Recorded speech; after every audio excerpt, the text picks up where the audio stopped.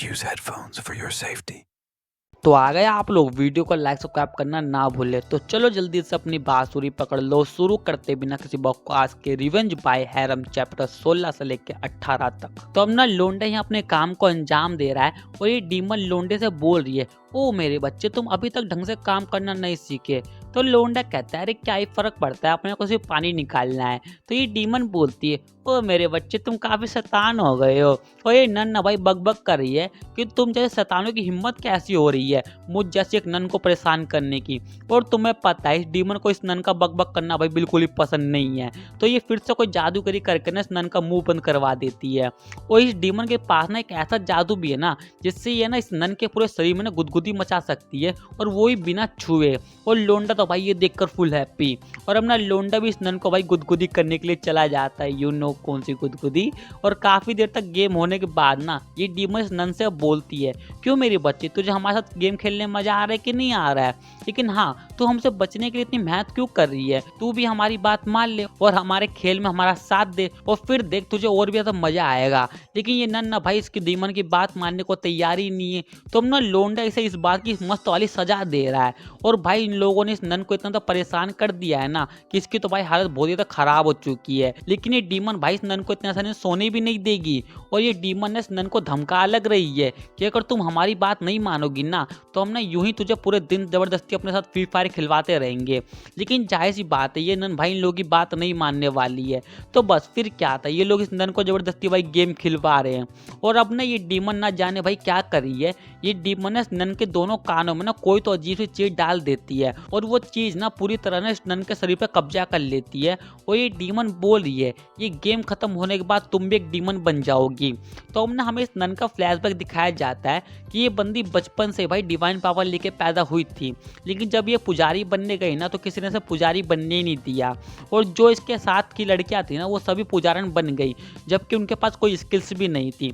वो सभी पुजारी इसलिए बन पाई ना क्योंकि वो सब अमीरों की बेटियां थी। और ये बंदी भाई जैसे तैसे नन बनती है, लेकिन इसे गांव कुची वाले इलाकों में मिशन दिया जा रहा था, ये बोलकर कि तेरे पास स्किल्स की कमी है तो तू छोटे मोटे काम ही संभाल, ठीक है।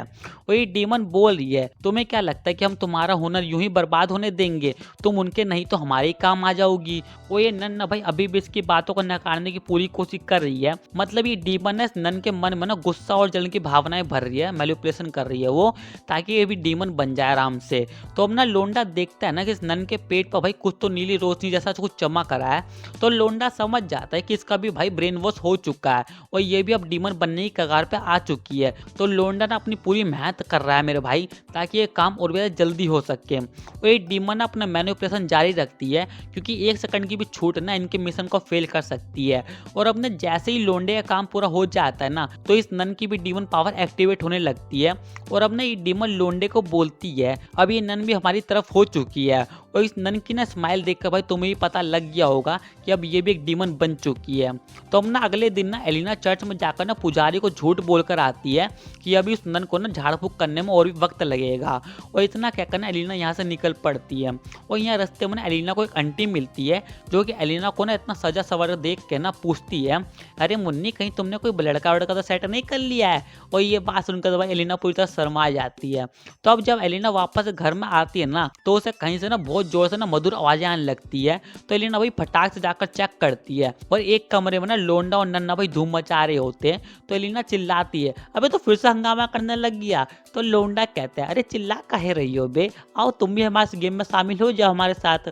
और ये नन्ना भाई अब लोंडे को मास्टर मास्टर कह के बुला रही है, मतलब समझ रहे हो ना, हो गया काम इसका भी। तो अब ना लोंडा फटाक से नन के साथ ना अपना गेम खत्म करता है और इसके बाद ना भाई एलिना लाइन में लग जाती है। और तुम्हें क्या लगता है कि यहाँ पे तो तमाशा और इसकी मालकिन यहाँ पे ना पहुंचे, ऐसा हो ही नहीं सकता मेरी जान।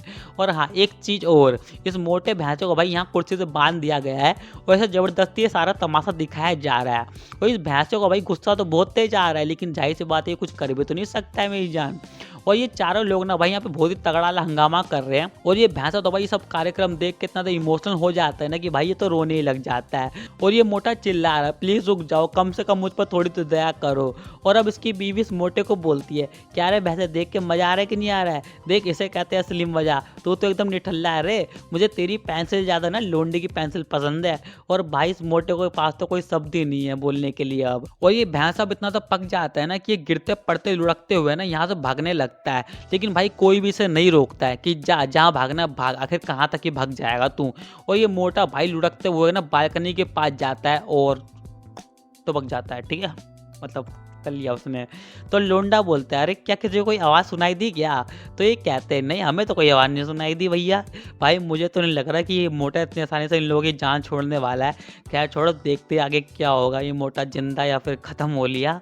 तो चलो भाई आज का हो गया। अगर वीडियो पसंद आई तो लाइक सब्सक्राइब कर देना, और हाँ मेरे दूसरे चैनल को भी जरूर सब्सक्राइब कर लेना, लिंक डिस्क्रिप्शन में। तो चलते टाटा, बाय बाय।